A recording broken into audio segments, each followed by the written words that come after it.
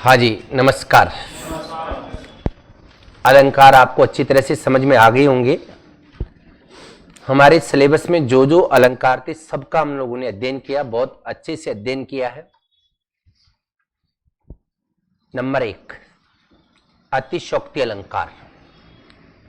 बिल्कुल मैं संक्षिप्त में 10 मिनट में पूरे अलंकार एक बार बोर्ड पर लिखना चाह रहा हूं, कोशिश करें आप भी लिख लें। अतिशयोक्ति, अतिशयोक्ति,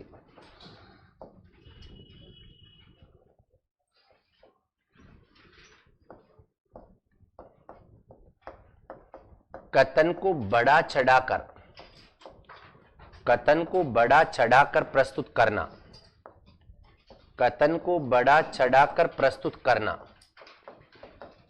प्रस्तुत करना, जिससे लोक मर्यादा या मान्यता, लोक मर्यादा या मान्यता का किसी कथन को बढ़ा चढ़ाकर प्रस्तुत करना, जिससे कि लोक मर्यादा या लोक मान्यता का उल्लंघन होता है।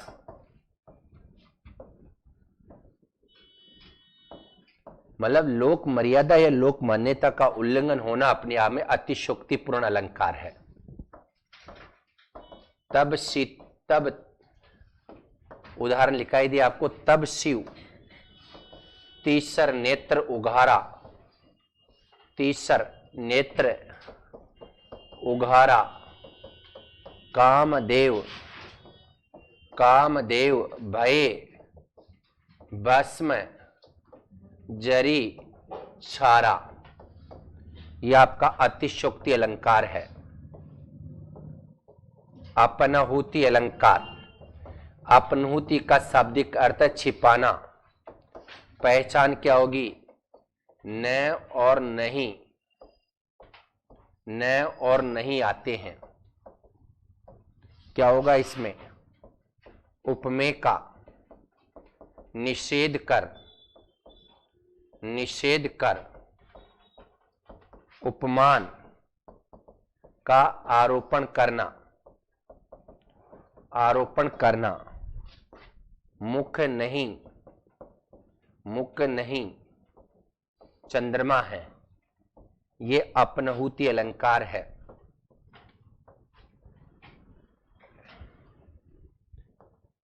नंबर 3, असंगति अलंकार। कारण व कार्य में संगति का अभाव, कारण व कार्य में संगति नहीं होती, संगति नहीं होती। उदाहरण, लगा लगी लोहिन करे, लगा लगी लोहिन करे, नाहक मनु बंध जाए, नाहक मनु बंधी जाए। देखा देखी का काम तो आंखें होती है, वफादारी मन निभाता है। लगा लगी लोहिन करे, नाहक मनु बंध जाए। ये 3 अलंकार मैंने स्क्रीन पे लिखे हैं।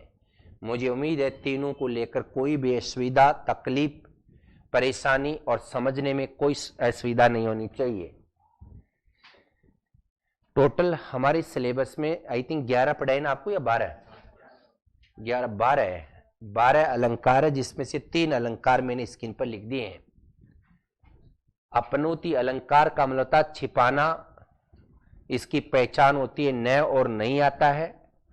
मुख्य नहीं चंद्रमा है।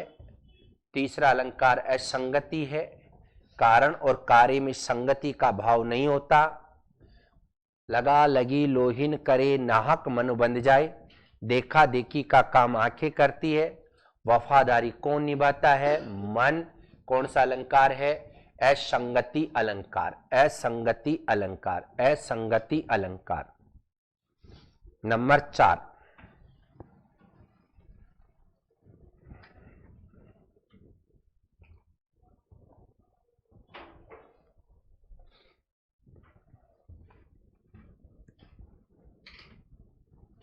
नंबर 4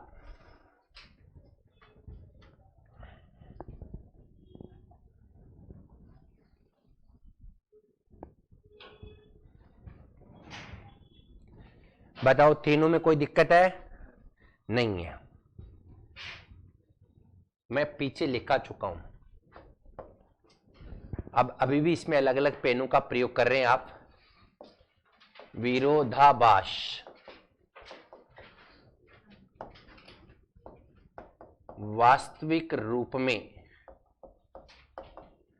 वास्तविक रूप में विरोध नहीं, केवल विरोध मात्र का आभास।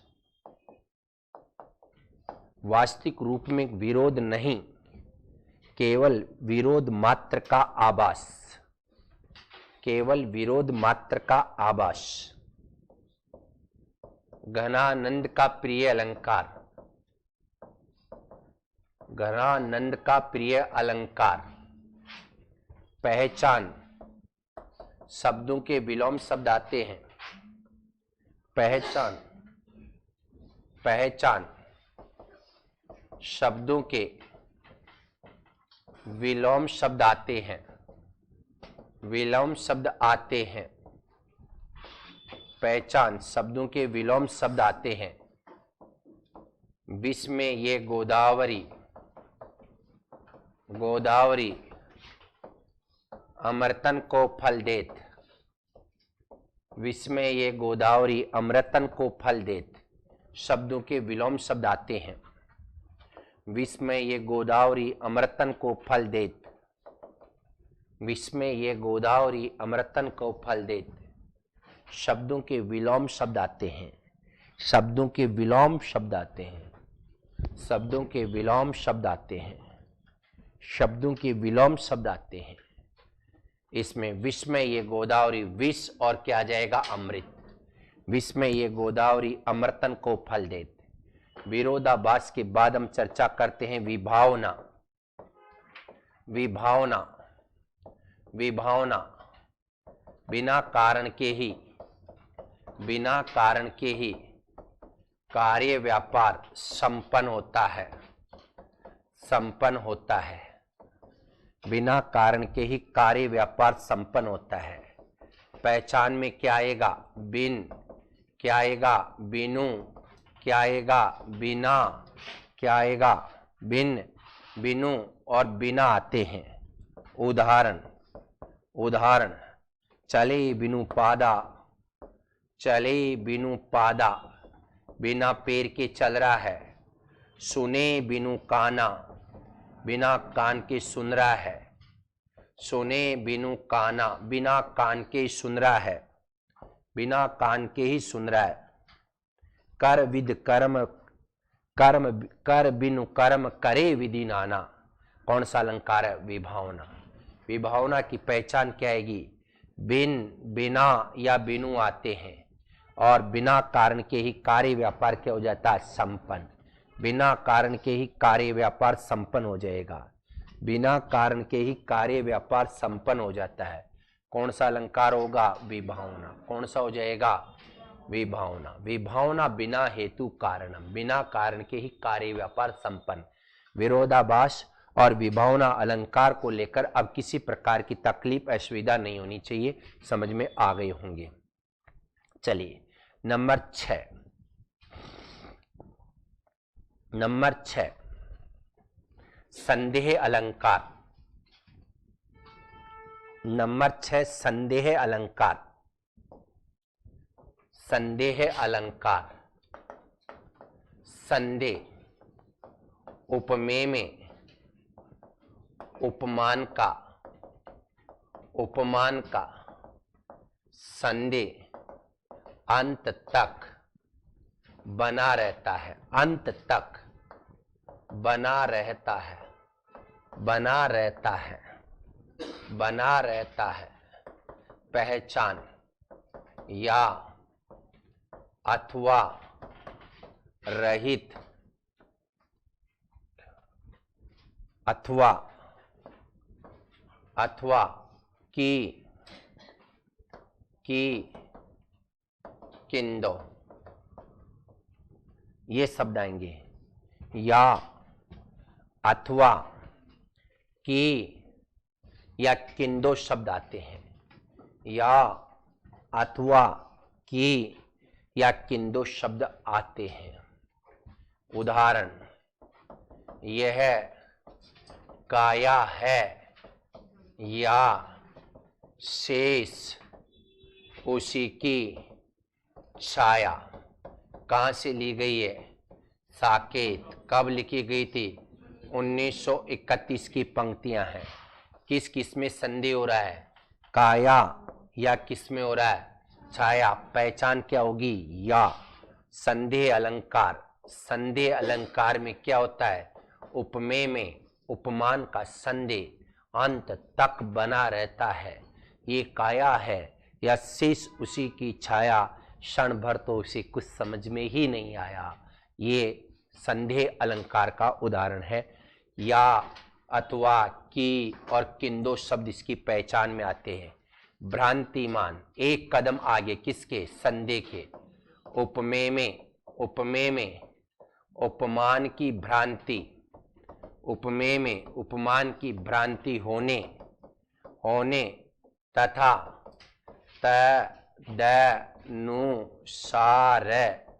तद अनुसार क्रिया होने से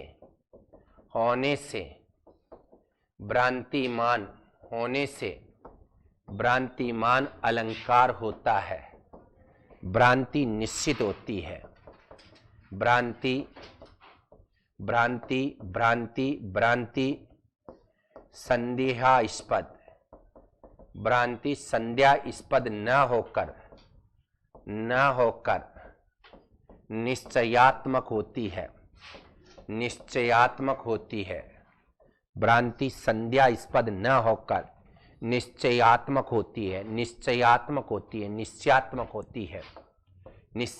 होती है। पहचान क्या लगता है? कर शब्द। उदाहरण, जानी कर, मानी कर, जानी, मानी इत्यादि। जानी, उदाहरण, जानी श्याम को, श्याम घन नाच उठी बन मोर। जानी श्याम को श्याम घन नाच उठी बन मोर। जानी श्याम को श्याम घन नाच उठी बन, बंद करो इसको मोबाइल को। जानी श्याम को श्याम घन नाच उठी बन मोर। जानी श्याम को श्याम घन नाच उठी बन मोर। भगवान श्री कृष्ण को बादल समझकर बन के मोर भी क्या करने लगे? नाचने लगे। किसका उदाहरण होगा? भ्रांतिमान। जानी, मानी, समझी, जानकर, मानकर, देखकर, पहचान कर। कौन सा अलंकार होगा? भ्रांतिमान। कौन सा अलंकार है? संदेह। संदेह से एक कदम आगे कौन सा चलता है? भ्रांतिमान। संदेह से एक कदम आगे कौन सा चलता है? भ्रांतिमान। कौन सा चलता है? भ्रांतिमान। अब तक कितने अलंकार हो चुके? 7 अलंकारों में मुझे लगता है कि कोई दिक्कत वाली बात नहीं होगी, नहीं होनी चाहिए। चलिएगा, यमक अलंकार बिल्कुल पूरा का पूरा 5 दिन तक डिटेल से पढ़ा चुका हूं। यमक का शाब्दिक अर्थ होता है दो या जोड़ा। यमक का शाब्दिक अर्थ होता है जोड़ा या दो। जोड़ा या दो। जहां एक ही शब्द की एकाधिक बार आवृत्ति होती है। The frequency of the word. जहां एक ही शब्द की एकाधिक बार आवृत्ति होती है तथा प्रत्येक बार उसका भिन्न भिन्न अर्थ निकलता है। भिन्न अर्थ निकलता है। जहां एक ही शब्द की एकाधिक बार आवृत्ति होती है और प्रत्येक बार उसका अलग अलग अर्थ निकलता है। कौन सा हो जाएगा? यमक। यमक, इसके भेद, यमक के भेद है दो। यमक के भेद है शब्द यमक, कौन सा? शब्द यमक या नहीं, अभंग यमक। अभंग यमक। और दूसरा कौन सा है? सभंग यमक। सभंग यमक। उदाहरण, उदाहरण सारंग ले, सारंग ले, सारंग चली, सारंग, सारंग पूग्यो आय, सारंग पूग्यो आय, सारंग पूग्यो आय, सारंग में, सारंग में, सारंग धरियो, सारंग सारंग माय, सारंग सारंग माय। अब आप देख लीजिएगा, एक शब्द एक से अधिक बार आ रहा, सारंग, सारंग, सारंग, सारंग, सारंग, सारंग और सारंग। प्रत्येक बार इसका अलग अलग अर्थ निकल रहा है। सारंग का मतलब घड़े को लेकर, सारंग का मतलब कौन? स्त्री चलती है। सारंग कौन? बादल आकर उसमें पूग जाता है। और नीचे वाले सारंग के भी अलग अलग अर्थ होता है। हाथी, सिंह, पर्वत, मोर, सर्प, बहुत सारे इसके अलग अलग अर्थ होते हैं, उस पर नहीं जाना है। लेकिन आप ये समझ लो, एक शब्द दो बार आए, कम से कम कितनी बार आए? दो बार, या दो से अधिक बार। दो बार तो यहीं आ गया, 3 बार, 4 बार, 5 बार, 6 बार, 7 बार, यानी एक शब्द एक से अधिक बार आए और प्रत्येक बार उसका अलग अलग अर्थ निकले तो हो जाएगा कौन सा? आपका यमक। यमक में कौन सा? ये अभंग का उदाहरण है, क्योंकि बिना तोड़े है। सबंग यमक का उदाहरण सतत शूरानिक हित जय, शूरानिक को तोड़ने पर अलग अलग अर्थ निकलते हैं। यमक। यमक के बाद में चलते हैं हम लोग आगे। यमक के बाद में सलेश। सलेश का मतलब होता है चिपकना, चिपकना, मिलना, एक होना, एक होना, संयुक्त होना, संयुक्त होना, संयुक्त होना। सेनापति का प्रिय अलंकार है ये, सेनापति का प्रिय अलंकार है ये, सेनापति का प्रिय अलंकार है। इसके भेद की बात कर लेते हैं। इसके दो भेद है, एक तो कौन सा है? शब्द सलेश, और दूसरा कौन सा है? अर्थ सलेश। शब्द सलेश और दूसरा है अर्थ सलेश। शब्द सलेश और अर्थ सलेश। शब्द सलेश के फिर दो भेद है, अभंग शब्द सलेश, अभंग शब्द सलेश और सबंग शब्द सलेश। बहुत डिटेल से आपको बताया जा चुका, समझाया जा चुका है। उदाहरण, इसका एग्जाम्पल कोई सा भी ले लो, अभंग का, सबंग का, शब्द सलेश का, अर्थ सलेश का। सुवर्ण को खोजत फिरत, सुवर्ण को खोजत फिरत, खोजत फिरत, कवि वे भी चारी चोर, कवि वे भी चारी चोर, कवि वे भी चारी चोर। सुवर्ण को खोजत फिरत, कवि वे भी चारी चोर। यह सुवर्ण के कितने अर्थ है? अलग अलग अर्थ है। सुवर्ण का अर्थ होता है अच्छे वर्ण, अच्छे वर्ण। एक तो ये अर्थ चिपका हुआ है। सुवर्ण में दूसरा अर्थ चिपका हुआ किसका? अच्छा, अच्छा, अच्छा वर्ण। वर्ण का मतलब रंग। तीसरा चोर के लिए क्या है? सुवर्ण का मतलब स्वर्ण।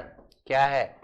स्वर्ण। स्वर्ण को क्या कहते हैं? सोना या गोल्ड।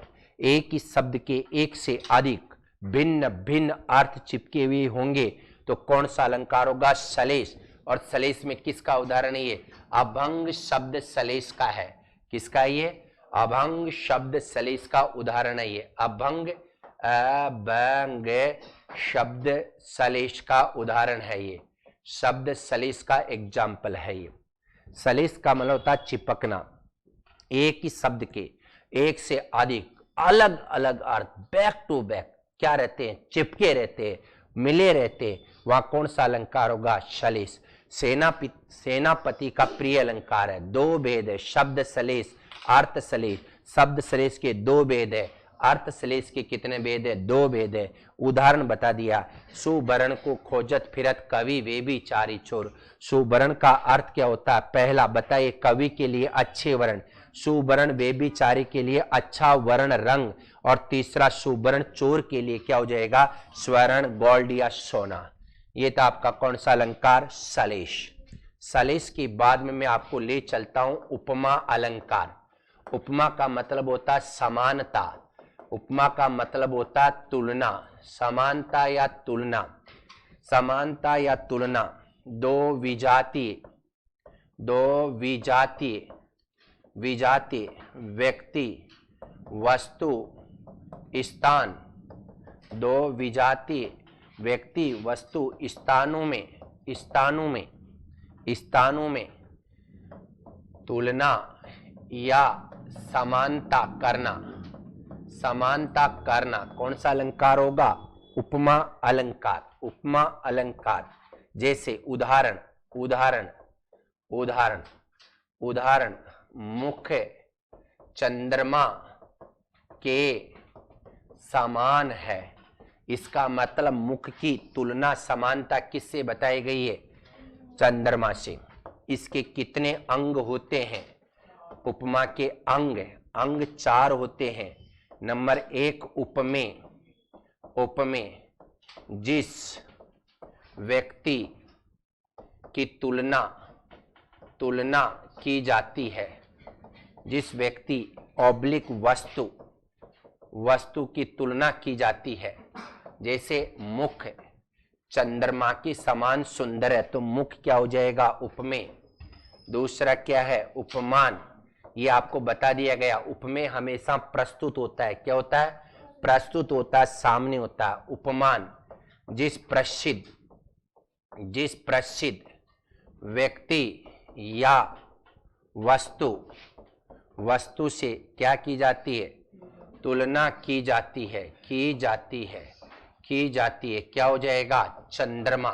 ये अप्रस्तुत होता है और उपमेय की अपेक्षा ज्यादा बड़ा, प्रसिद्ध और प्रभावकारी होता है। प्रसिद्ध होता है, मुख प्रस्तुत होता है, उपमेय प्रस्तुत होता है, उपमान अप्रस्तुत होता है। उपमान प्रसिद्ध होता है, बड़ा होता है, भारी होता है, ज्यादा वैभवशाली, गुणशाली होता है। नंबर 3, तीसरा है आपका कौन सा? साधारण धर्म। उपमेय और उपमान में जो गुण क्या होता है? समान होता है। जो गुण समान होता है, उपमेय उपमान दोनों में जो गुण समान होता है, सुंदर। क्या है? सुंदर। ये क्या बन जाएगा? चंद्रमा के समान। आगे बढ़ा देता हूं, पूरा सुंदर है, तो ये सुंदर अपने आप में क्या हो जाएगा? साधारण धर्म। क्यों? मुख भी सुंदर है और चंद्रमा भी सुंदर है। मुख भी सुंदर है, चंद्रमा भी सुंदर है। इसी प्रकार होता वाचक।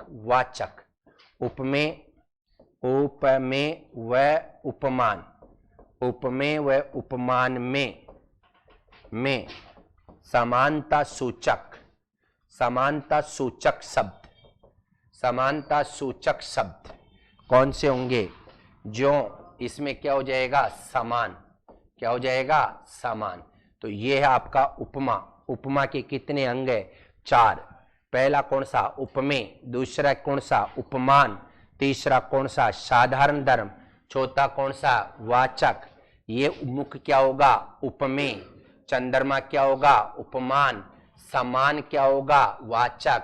दोनों में समान गुण है, वो सुंदर, वो क्या हो जाएगा? साधारण धर्म। इसके भेद, किसके भेद?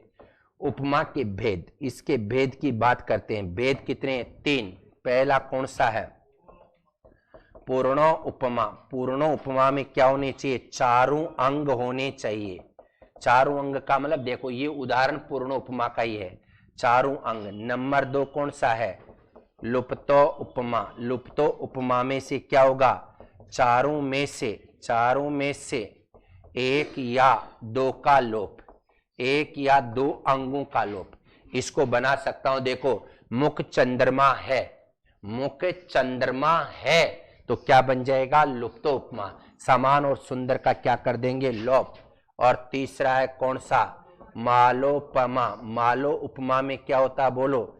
एक उपमेय व एकाधिक क्या होते हैं? उपमान। एक उपमेय व एक से अधिक उपमान। एक मुख होता है, लड़की कैसी है? सुशील है, सुंदर है, अच्छी है, सभ्य है, मितव्ययी है, कम बोलती है, मितव्ययी है। ये सारे के सारे क्या हो जाएगा? मालो उपमा। एक उपमेय पर उपमानों की बहुत सारी माला सी फिरो दी जाती है। मेरी एक माँ थी, मस्जिद की तरह, आम की तरह, दया की तरह, प्रकृति की तरह, दुआ की तरह, कुरान की तरह, आम की तरह मेरी एक माँ थी। तो एक माँ, मालो उपमा में एक उपमेय माँ हो जाएगा और उस पर बहुत सारे उपमानों की क्या फिरो दी जाएगी? माला। तो क्या बन जाएगा? मालोपमा। लुप्तोपमा क्या होगा? चारों अंगों में से एक या दो का लोप कर दो, तो मुख चंद्रमा है, लुप्तोपमा हो जाएगा। इसी प्रकार देखो पूर्ण उपमा में कितने अंग होने चाहिए? चारों के चारों अंग होने चाहिए। अब इसको भी अपन चेंज कर सकते हैं। देखो आप, मुख चंद्रमा के समान सुंदर है, पूर्ण उपमा है। मुख चंद्रमा है, लुप्तोपमा। देखो मुख शीतल, सुलभ, सुंदर है। मुख, मुख शीतल, सुलभ, सुंदर है। तो एक मुख पर शीतल, सुलभ और सुंदरता के उपमानों की क्या फिरो दी गई है? माला। तो क्या बन जाएगा? मालो उपमा अलंकार। मालो उपमा अलंकार चलेगा। रूपक अलंकार। रूपक, रूपक उपमेय में, उपमेय में उपमान का अभेद आरोपण, उपमेय में उपमान का अभेद आरोपण, आरोपण, अभेद आरोपण। मुख चंद्र, मुख चंद्र इसका उदाहरण है। इसके भेद कितने होंगे? 3। पहला कौन सा? शांग रूपक। शांग रूपक की पहचान क्या है? 3 या 3 से अधिक, 3 या 3 से अधिक क्या आने चाहिए? 3 या 3 से अधिक क्या आते हैं? रूपक। दूसरा कौन सा है? निरंग रूपक। एक उपमेय क्या होना चाहिए? एक रूपक। कितना? एक रूपक। एक रूपक होता है, केवल एक रूपक होगा। नंबर 3 कौन सा? परंपरित। परंपरित, इसमें कितने रूपक होंगे? 2 रूपक होते हैं, एक दूसरे पर आश्रित। एक दूसरे पर क्या होता है? आश्रित। 2 रूपक होते हैं, एक दूसरे पर आश्रित होते हैं। कौन सा अलंकार होगा? रूपक। उपमेय में उपमान का क्या किया जाता? अभेद आरोपण। कितने भेद है बताइए? 3। पहला कौन सा? शांग रूपक। दूसरा कौन सा? निरंग रूपक। तीसरा कौन सा है? परंपरित रूपक। तो 3 या 3 से अधिक रूपक, एक रूपक, 2 रूपक, एक रूपक दूसरे पर आश्रित होता है। कैसे आश्रित होता बता देता हूं, उदाहरण लिख लीजिएगा। प्रेम अतिथि, प्रेम अतिथि, प्रेम अतिथि है, प्रेम अतिथि है खड़ा द्वार पर, द्वार पर। हृदय कपाट खोल दो तुम, हृदय कपाट खोल दो तुम, हृदय कपाट खोल दो तुम। ये किसका उदाहरण होगा? प्रेम और अतिथि। एक उपमेय उपमान बराबर रूपक, दूसरा उपमेय और उपमान बराबर रूपक। इसको बोलते एक उपमेय एक उपमान, एक उपमेय एक उपमान, दोनों मिलकर रूपक बनते हैं। इसमें कितने उपमेय उपमान है? 2। एक रूपक, 2 रूपक। और 2 रूपक जहां भी होगा किसका उदाहरण होगा? वो पारंपरिक रूपक का उदाहरण होगा। पारंपरिक रूपक का उदाहरण होगा। 3, 4, 5 आएंगे तो सांग होगा। उदित उदयगिरि मंच पर रघुवर बाल पतंग, विकसी संत सरोज सब हर्षे लोचन ब्रंग। हर्षे लोचन ब्रंग किसका उदाहरण है? ये सांग का। किसका? ये तुलसी मन मंदिर विराजे। मन मंदिर एक ही है, तो कौन सा हो जाएगा? निरंग। कौन सा हो जाएगा? निरंग। हम कौन सा पढ़ रहे हैं? रूपक। उपमेय में उपमान का अभेद आरोपण। कितने भेद माने गए? 3। सांग रूपक तुलसी का प्रिय अलंकार है, ये तुलसीदास जी का प्रिय अलंकार है, तुलसी का प्रिय अलंकार है। तुलसीदास जी का प्रिय अलंकार सांग रूपक है। सांग रूपक तुलसी का प्रिय अलंकार है। सांग में 3 या 3 से अधिक रूपक होते हैं, निरंग में 1 होता है और परमप्रीत में कितने होते हैं? 2। कितने होते हैं? 2। ये कौन सा अलंकार है? रूपक। कौन सा है? रूपक। कौन सा है? रूपक। रूपक के बाद उत्प्रेक्षा। रूपक के बाद उत्प्रेक्षा। उत्प्रेक्षा का मतलब होता है संभावना।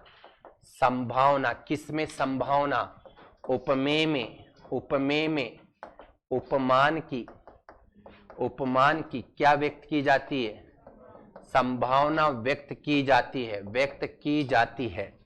उपमेय में उपमान की संभावना व्यक्त की जाती है, की जाती है। कैसे की जाती है? मुख्य, ये उपमेय है। मुख्य क्या है? उपमेय हमारे सामने प्रस्तुत है। उपमेय में, मुख्य में उपमान, मुख्य मानो, मानो, मानो क्या है? चंद्रमा है। चंद्रमा है। किसका उदाहरण होगा? ये हो जाएगा, ये आपका उपमान है। तो उपमेय यानी मुख्य में उपमान यानी चंद्रमा की संभावना व्यक्त की जाती है। मुख्य मानो क्या है? चंद्रमा है। चंद्रमा है। चंद्रमा है। चंद्रमा है।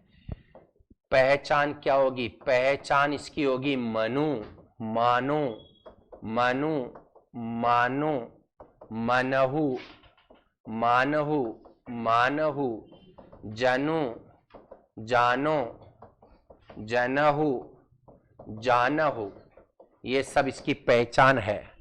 उदाहरण या भेद, इसके 3 भेद माने गए हैं। पहला कौन सा है? हेतु उत्प्रेक्षा। हेतु का मतलब होता कारण। कारण जहां कारण ही नहीं होता। अकारण में, अकारण में कारण की क्या व्यक्त की जाती है? संभावना व्यक्त की जाती है, व्यक्त की जाती है, व्यक्त की जाती है, की जाती है। अकारण में कारण की संभावना व्यक्त की जाती है। उदाहरण में बता देता हूं, बता देता हूं, बता देता हूं, बता देता हूं। कारण ही नहीं होता फिर भी कारण की संभावना ही व्यक्त की जाती है। जैसे बताओ। दूसरा क्या है? हेतु के बाद पहला हेतु उत्प्रेक्षा, दूसरा बोलो फलोत्प्रेक्षा। फल का मतलब उद्देश्य। फल का मतलब उद्देश्य।